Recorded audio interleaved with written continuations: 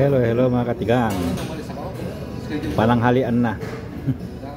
Ito yung ano namin, yung gulay namin. Dalawang klaseng meat. Chicken at saka beef. Mukhang masarap ang ano, ang beef.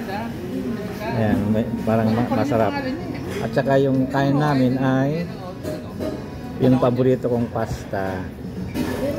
Ito, very creamy na pasta. Ayan. At saka ang aming soup ay Italian wedding soup na naman. Ito, ayan. Tikman natin.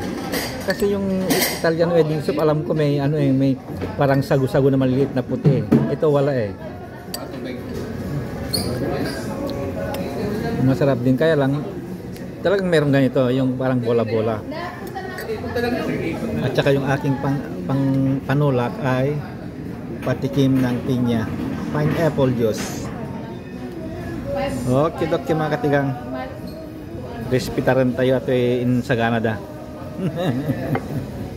Okay, doki, bye bye.